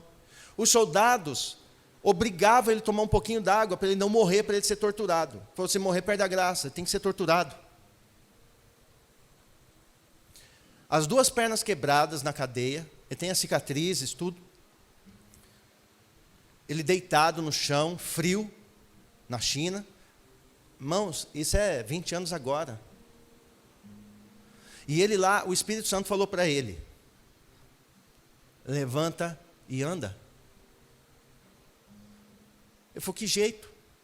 Cadeia, tudo fechado, como perna quebrada, eu vou morrer. E o Espírito Santo falava para ele: levanta e anda. Ele começou a pegar na cadeia, na cela, na ferragem, e foi se pondo de pé. O Senhor restaurou a perna dele na hora. 4 portas, foi abrindo uma a uma. Ele foi saindo, a porta ia abrindo. Ele andando, a porta abria. Quando chegou na última porta, ele saiu na rua, via um carro, um táxi lá fora. Ele entrou, e ali ele conseguiu sair da China. Isso foi uma das vezes. Os soldados não viam ele, parecia que estava invisível. Ele veio para o Brasil. Em 2018, os pastores juntaram, ele falou para os pastores: eu vou voltar para a China. Ele estava pregando nas igrejas, ele pregou, Luciano Subirá entrevistou ele. Ele ficou um bom tempo para cá, acho que alguns meses. Ele falou: eu vou voltar para a China. Porque o inimigo de lá, eu conheço bem. O inimigo de lá quebra meus ossos. O inimigo de lá me arrebenta. Mas eu sei quem ele é. O inimigo de vocês é mais forte. É muito mais forte que o de lá. Eu vou voltar para lá, porque lá eu sei quem são. Agora o inimigo daqui é o conforto que vocês têm. Vocês vivem num conforto, isso não dá para mim. Eu vou voltar para lá, porque uma vez eu falei que eu ia morrer por ele. E ele foi. Irmão, ele só escreveu esse livro. Mas você parece estar lendo o livro de Atos. São muitos milagres, um homem muito simples. Eu tenho entrevista com ele, depois eu passo o link para vocês. Esse livro são livros que valem a pena você ler para melhorar o teu cristianismo. E ver que o teu problema não é nada, porque ele resolveu fazer isso por Cristo. Ele falou: eu não posso pregar para o Senhor. Ele queria dizer isso no sentido de trabalhar para o Senhor. Eu não posso pregar para o Senhor, porque ninguém deixa. Então eu vou morrer para o Senhor. E ficou. Os soldados falavam assim: você é louco. Ele concordava, falou: eu sou louco. Então concorda, está certo, eu sou louco. E como ele era louco, ou tido como louco, ele ficava falando do evangelho para os soldados. Alguns converteram. Porque daí o louco começa a falar: é louco, ninguém começou a dar bola. Ele não negava, não entregava ninguém, não queriam que ele morresse. 10 anos. É esse livro, O Homem que Veio do Céu. São leituras que eu te recomendo, não é livro de autoajuda, não. Isso aqui é livro de cristianismo maduro. Então eu recomendo você, se você quer ser Filadélfia, é desse tipo de pessoas que Cristo está buscando e precisando nos tempos de hoje. Ele é um. Se você pegar o Atmani, ficou 20 anos preso, apanhando, quebrando o osso, para negar Cristo e não negou. Morreu cedo, mas deixou um único livro, O Homem Espiritual, dividido em 3. Então, a China, apesar de ser o que você sabe, é a igreja onde está mais crescendo, porque eles vivem debaixo disso. São vencedores, os que suportam. Você já deve ter visto eles recebendo Bíblia em porão e fazendo festa. Parecia um auê, uma festa, porque recebeu uma Bíblia. É proibido. Eu tenho umas 20 em casa. Lá é proibido. É como o irmão Yun falou. Falou: o inimigo de vocês é mais forte que o nosso. Lá ele quebra meus ossos. Ele falou assim: lá ele quebra meus ossos, mas eu sei quem eles são. Aqui o inimigo de vocês é muito pior. Quando você perceber, você já está dormindo. É o conforto, são muito confortáveis. E aí ele foi embora. Deu esse chá para os pastores e foi embora. Então Filadélfia, ela representa uma igreja que batalha. Veja aqui: igualmente eu te livrarei da hora da tribulação que virá sobre o mundo todo, para pôr à prova os que habitam sobre a terra. Ou seja, aqui se refere não a uma luta, e nem de tribulaçãozinha, essas lutinhas que você passa, não. Aqui está falando da grande tribulação que virá sobre a terra. A grande, da qual os vencedores não são constados. nas escrituras presentes na terra. Quando a luta vier, eles não estão na terra. Ele falou, eu vou te livrar. E ele vai dizer isso, ó, eu te livrarei. Eu mesmo vou te livrar da hora da tribulação que virá sobre o mundo todo. Então o rei afirma que livrará a Filadélfia da tribulação. O rei afirma que ele livrará os filhos que andam sem repreensão. Ele vai te livrar, irmão. Vale a pena, deixa de murmurar, deixa de mimimi, deixa de ser manhoso, dengoso. Seja um crente de verdade. Seja Filadélfia. A minha força é pequena. Pô, igualzinho Filadélfia. Igualzinho. Quanto mais enfraquecido e mais eu caminho, mais igual eu fico, porque eu não desisto. Porque caminhar com muita força é fácil. Dinheiro no banco, cheio de saúde, tudo dando certo, é muito bom. Mas Filadélfia caminhava com pequena força. E ele está olhando e ele fala, eu vou te tirar. Porque o que está de ruim vai vir ainda, mas eu te tiro antes. Filadélfia é tirada. Aí ele diz para ela assim, ó, eis que venho sem demora. Ele está falando, aguenta mais um pouquinho, Filadélfia. Aguenta só mais um pouquinho, eu não vou demorar. Tem um período certo, eu não vou me demorar. Conserva o que tens, para que ninguém tome a tua coroa, para que ninguém tome aquilo que você tem, aquilo que já foi dado a você. Você foi coroado por mim. Cuida para que ninguém tome a tua coroa. Conserva. E ó, eu vou te consolar, eu venho sem demora. É só mais um pouquinho e eu venho. Ele está dizendo para Filadélfia, ele está dizendo para mim e para você. Quanto mais você estiver sofrendo, mais essa palavra é para você. Ele está dizendo, aguenta só um pouquinho, eu venho, não vou demorar. Parece que eu demoro, mas não vou demorar. Eu venho sem demora, Filadélfia. E ele diz para tomar cuidado, para que ninguém tome a tua coroa. Quem lembra da rainha Esther e a rainha Vasti? Vasti não obedeceu o rei. O rei levanta Esther no lugar dela e pega a coroa e dá para Esther. Vasti perdeu a coroa.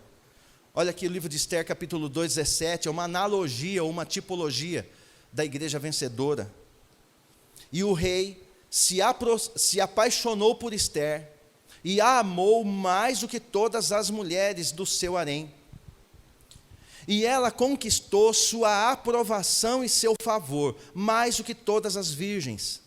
Por isso, ele decidiu colocar sobre a cabeça de Esther a coroa real da Pérsia e constituiu rainha em lugar de Vasti. Vasti perdeu a sua coroa por não querer obedecer o rei.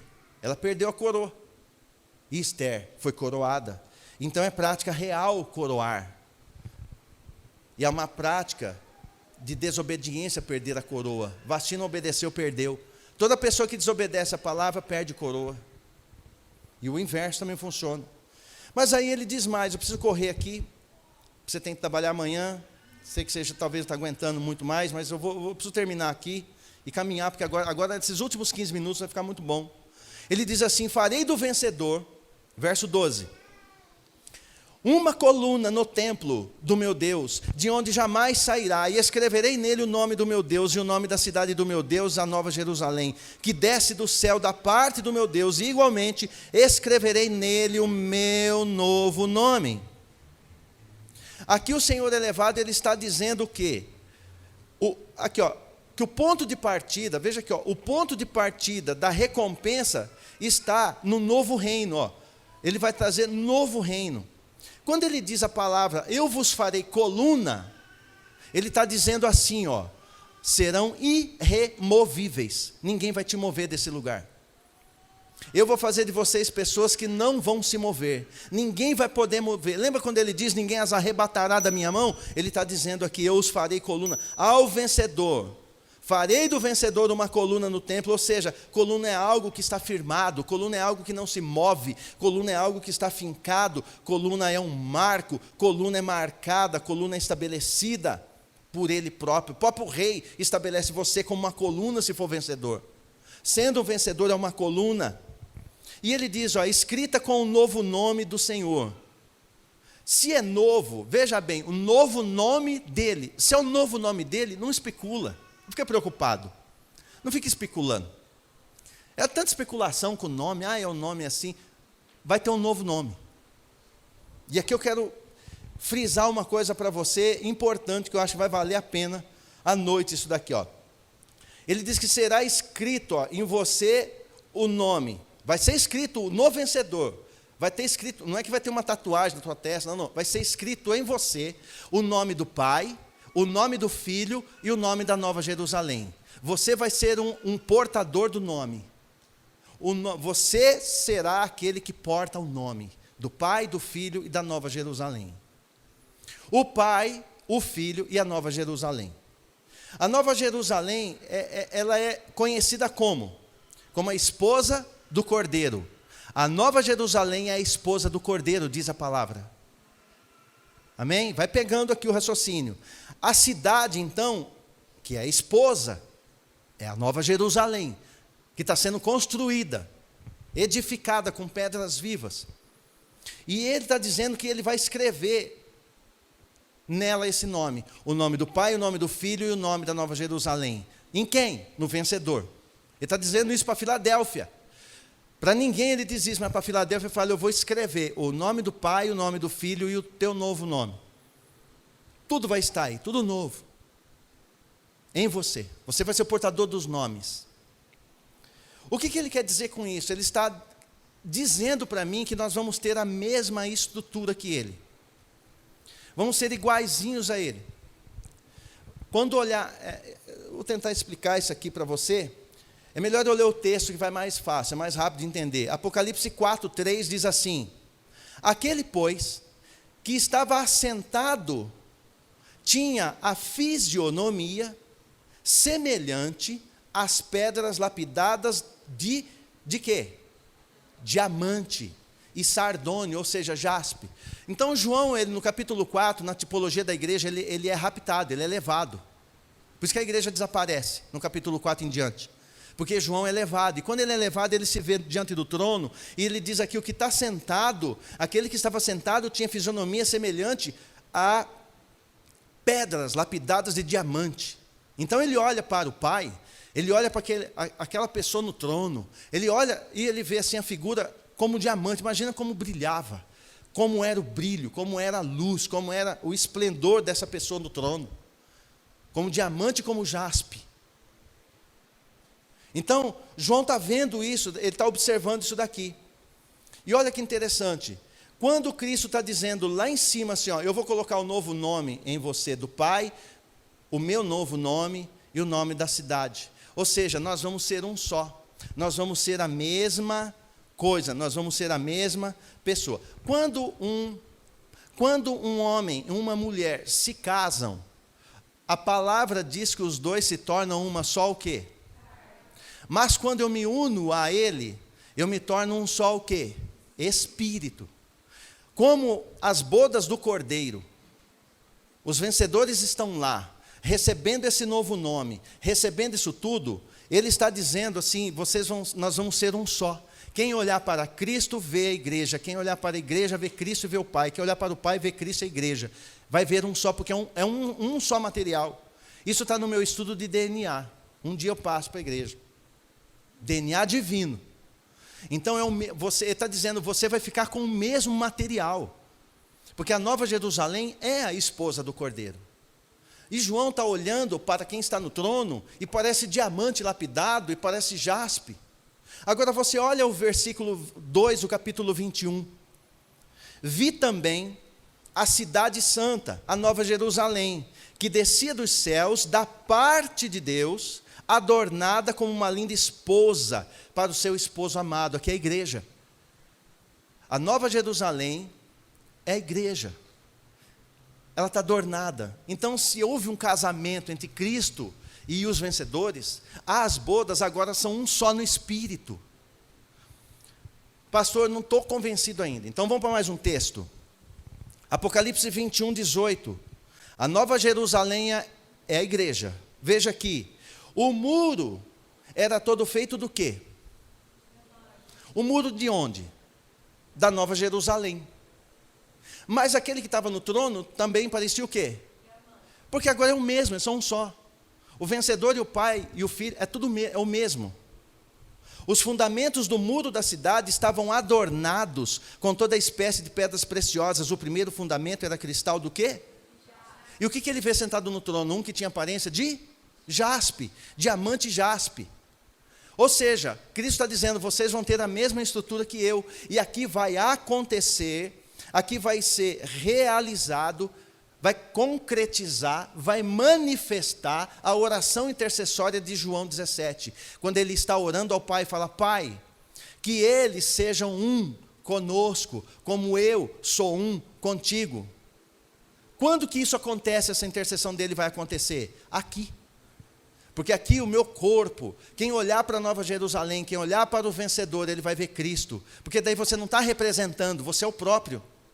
Quando olhar para você, vê ele, quando olhar para ele, vê você. É uma junção, é um só espírito agora com ele de forma completa, em corpo glorificado e tudo. Por isso que a cidade, agora um detalhe, a cidade, o muro todo era feito de diamante.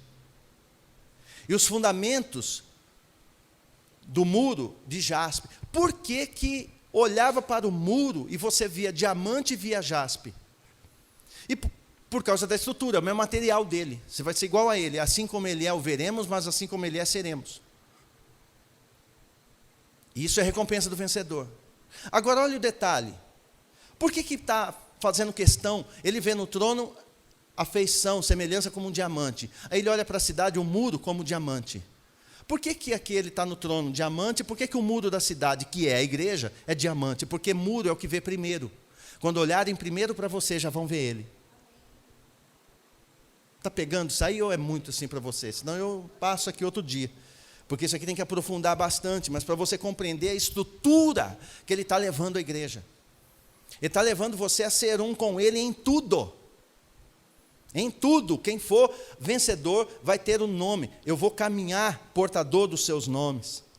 E ele diz assim, aquele que tem ouvidos compreenda o que o Espírito revela às igrejas. Ou seja, o Senhor pelo Espírito revela às igrejas. Quem? Quem tem ouvido para ouvir. Então Filadélfia, como eu disse aqui, vou repetir, a igreja da porta aberta, a igreja sem repreensão, a igreja que sobe para as moradas eternas, que vai para a Nova Jerusalém, ela é a própria. A igreja é tirada antes da grande tribulação, porque o texto já diz isso, eu vou te tirar antes. Então Filadélfia é uma igreja modelo para nós. Você quer seguir um modelo? Filadélfia. Filadélfia é a igreja modelo, para mim e para você. Filadélfia é uma igreja que suportou, é a igreja que não negou o nome. Por não ter negado o nome, vai receber os 3 nomes. Já que você não negou meu nome, eu vou te dar um novo nome. E vou dar o nome do meu pai, o meu vai estar escrito em você. Ou seja, você vai ser igualzinho a nós. Quando olhar para o trono, vai ver o diamante, o jaspe. Quando olhar para Jerusalém, que é você, vai estar lá o diamante. É a mesma coisa, um só com ele. Filadélfia. O que eu preciso saber aqui de Filadélfia para ser um vencedor? O que eu aprendo com Filadélfia para ser um vencedor? 18º, porque os outros 17 depois eu mando no grupo das outras igrejas, das outras cartas. Segundo Filadélfia, para eu ser um vencedor, 18º, eu preciso, para ser um vencedor, eu preciso ser uma porta aberta para as pessoas entrarem no reino. Porque ele olha para Filadélfia e fala, eu tenho para você uma porta aberta. Então eu preciso também ser, para o meu semelhante, uma porta aberta para o reino. Mas aí, infelizmente, a igreja não quer pregar reino. Porque o reino não te dá, o reino te cobra. Cobra posicionamento, o reino te cobra um posicionamento sério. Então é mais fácil eu ficar falando só de graça, só das bênçãos. O reino é a bênção pura. Mas eu preciso, como Filadélfia, eu preciso eu ser. Porque Filadélfia era uma porta. Eu estou ministrando aqui sobre Filadélfia. Para mim agora, nesse momento, Filadélfia para mim é uma porta de entendimento. Então eu preciso ser essa Filadélfia para o meu vizinho, para onde quer que eu vá. Então eu preciso, se eu quero ser vencedor, eu tenho que ser isso. Uma porta aberta para as pessoas entrarem no reino. Apresenta o reino para quem sofre, encosta em você. Ah, ele não vai querer. Não importa se vai querer ou não. Apresente, você é a porta aberta. Então você prega o reino, ou seja, você vai falar o que Cristo falava. Você não vai falar de Cristo, mas vai falar o que Cristo dizia. E Cristo dizia, é chegar do reino, anunciai o reino. Porque quanto mais rápido eu anuncio o reino, mais rápido ele vem. Quanto mais eu demoro a anunciar o reino, mais ele demora para vir, porque tem que fechar o número da vida, o livro da vida, lembra? Até o último gentil entrar. Eu que acelero esse processo. Quando eu obedecer.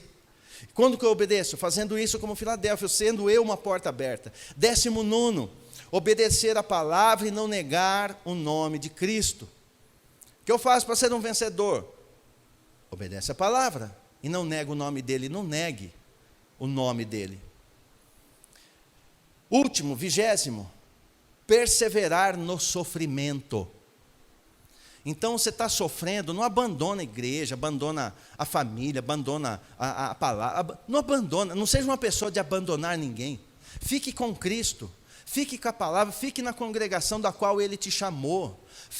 Seja uma porta aberta para o perdido. Eu preciso ser uma porta aberta para o perdido. Então eu preciso ser essa porta aberta. Então eu preciso amadurecer esse ponto.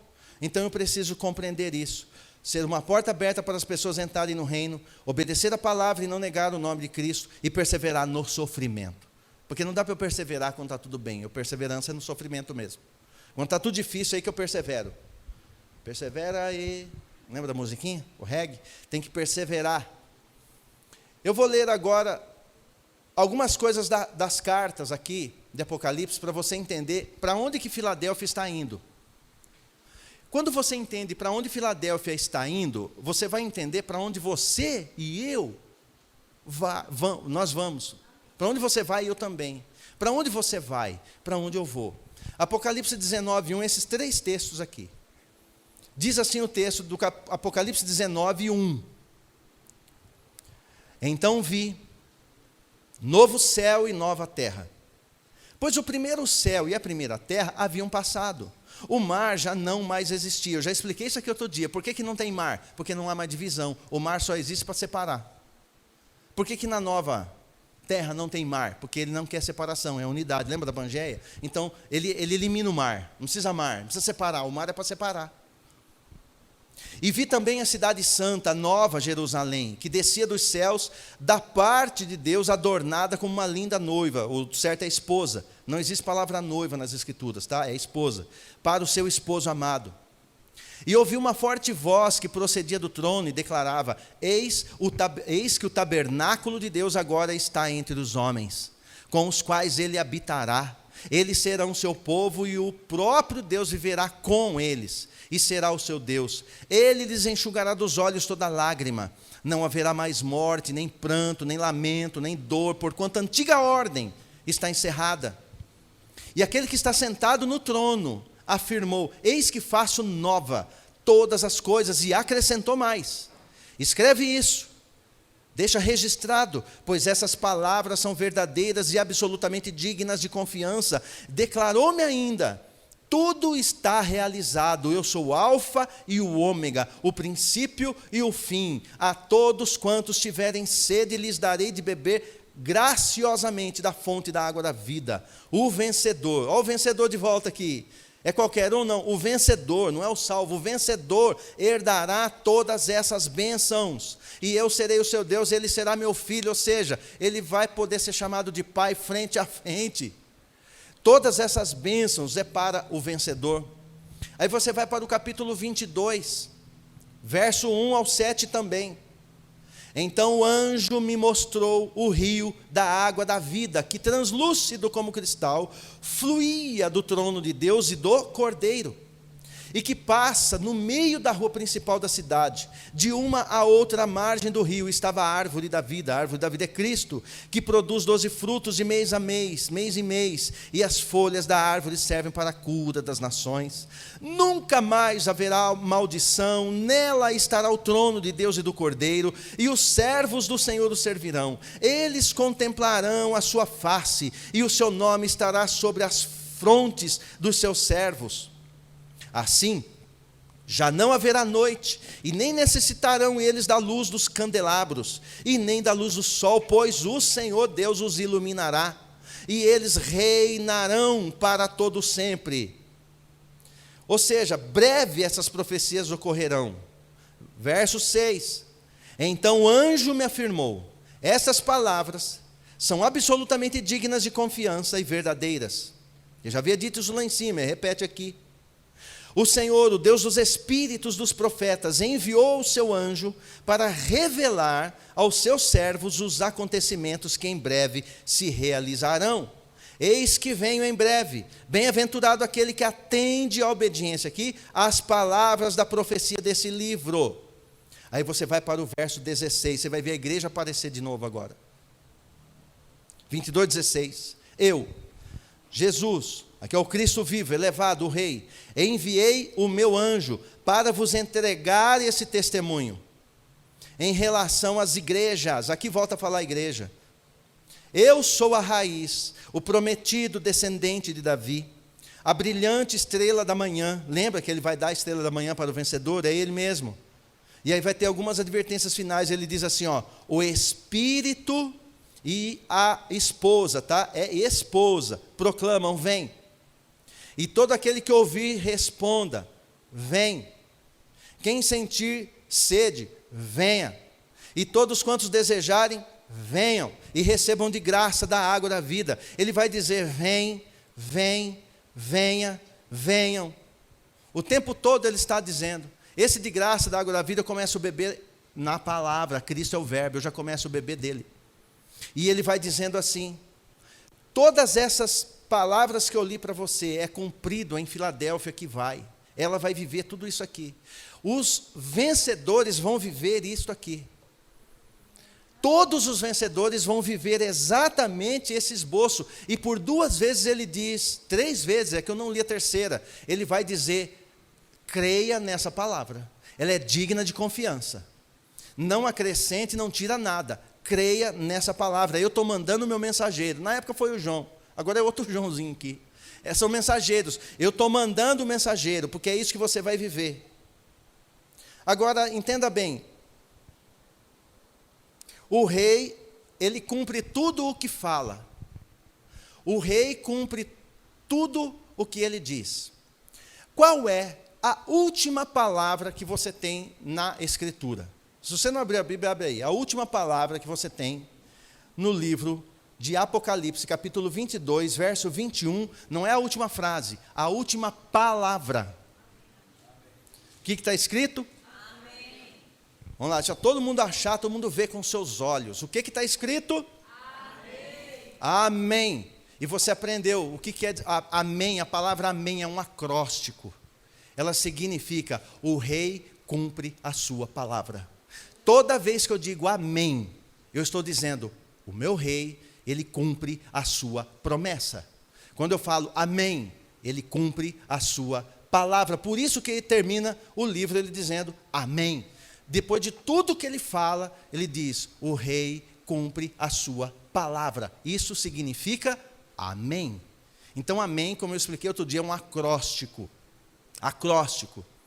É uma palavra, é uma junção de letras que vai significar exatamente isso. É uma palavra da realeza. Quando o rei falava aos seus súditos alguma coisa, o rei cumpria o que ele falava. E o acróstico o rei cumpre o que ele falou para mim, o acróstico dessa frase é amém.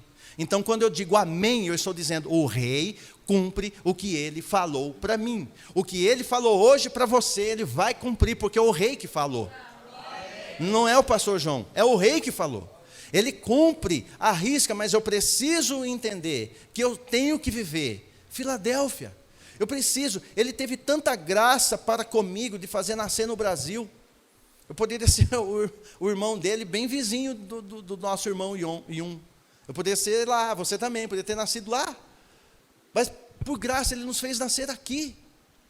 Então nós precisamos deixar a palavra fluir em nós, para que sejamos bênção na vida de outras pessoas. E apesar de tudo, entender que para ser vencedor custa o meu amor pela palavra, custa o meu interesse em cumprir o que ouço da palavra, custa a minha interação com o meu rei, custa muito, e eu preciso fazer isso, mas as promessas que tem para mim, são maravilhosas, elas são tremendas, amém? O rei cumpre o que fala. Toda vez que você falar amém, você está dizendo essa frase, o rei cumpre o que me falou, o rei cumpre a sua promessa para mim. Amém é isso. Qualquer dia eu explique que é aleluia, que é amém, a gente vai explicando um hebraico bíblico, Devagarinho vamos tirando o grego e vamos botando o hebraico, para você poder entender o que significa as palavras, e por que são citadas. Vamos ficar de pé? Porque é uma promessa para mim e para você, Filadélfia. Então, se você tem estado em pequena força, sofrendo, seja perseverante, ele está dizendo, porque tem um lugar que eu vou te levar. Há um lugar. Existe um propósito, um projeto, existe algo separado para você. Então não renuncie a Cristo em prol dessa terra. Renuncie essa terra em prol do reino de Cristo, aliás, pelo Cristo que é rei. Porque se eu tenho a Cristo, eu tenho o reino do Cristo que é rei. Então não é eu ter o reino, é eu ter o rei do reino. Então quando eu tenho o rei do reino, o reino já é meu, porque ele vai fazer de mim um só com ele. Vão olhar para você e vão ver diamante, vão olhar para você e vai ver jaspe, vai olhar para você a mesma estrutura daquele que você deu a vida. Então, é fácil, pastor? Não, não é fácil, mas é muito compensador, porque ele fez promessas e mais promessas para o vencedor, e quando a promessa se cumprir, você vai se deliciar tanto das promessas, que você não vai lembrar nada das lutas que você já passou. Amém? Vamos cantar essa canção, porque ela retrata o teu futuro muito breve. É para lá que você vai, amém? Amém? Um futuro muito breve, é para lá que vai. Além.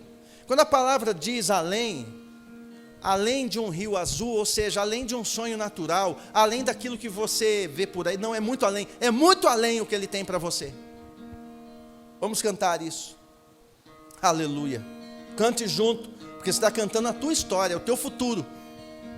Nosso futuro.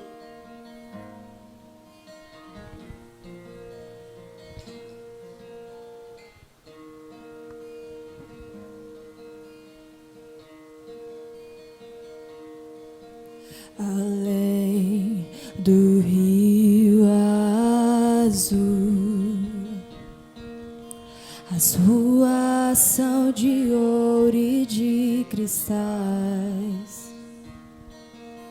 Ali tudo é vida, ali tudo é paz, morte e choro, nunca mais, tristeza e dor, nunca mais.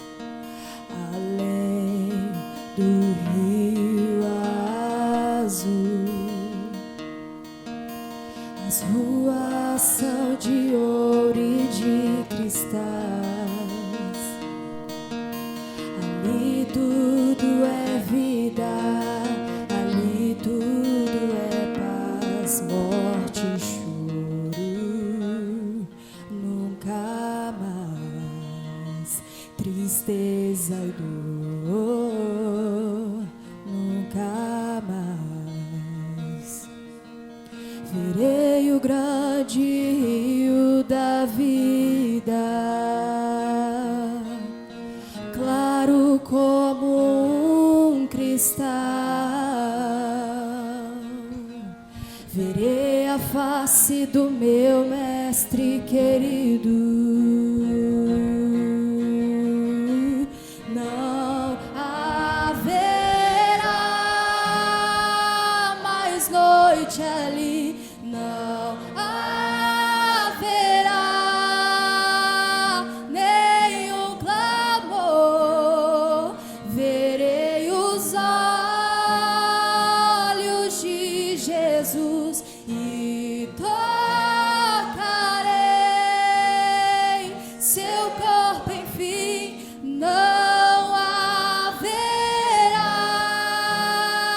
mais noite ali, não haverá nenhum clamor. Verei os olhos de Jesus e tocarei seu corpo, enfim. As nações andarão em sua luz e as portas jamais se fecharão. A cidade é de ouro puro, de jaspe é o seu muro, além do rio azul.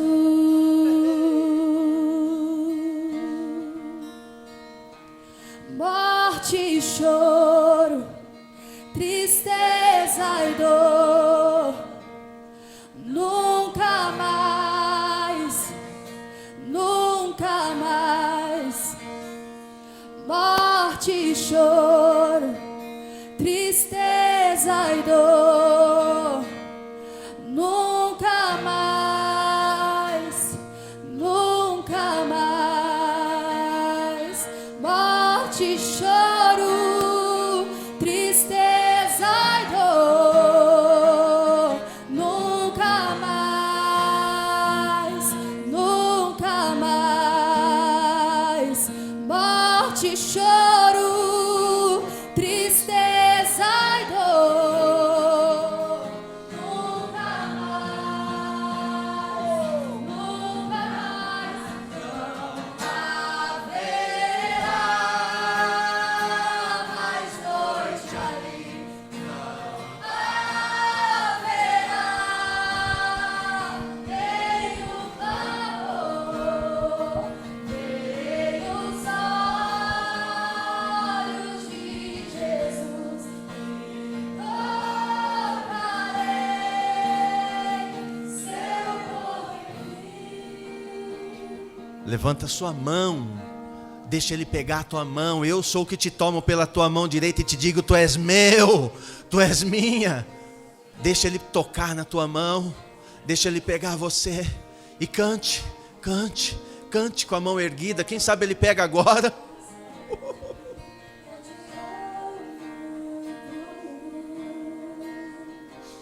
De jaspe é seu muro, além do rio azul.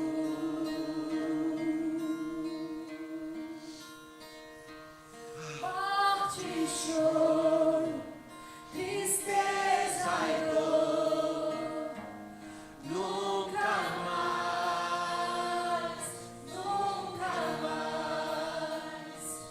Morte e choro, tristeza e dor, nunca mais, nunca mais.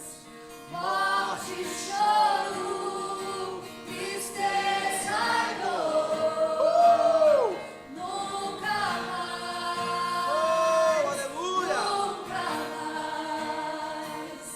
Morte e choro, tristeza e dor, nunca mais, nunca mais. Não haverá.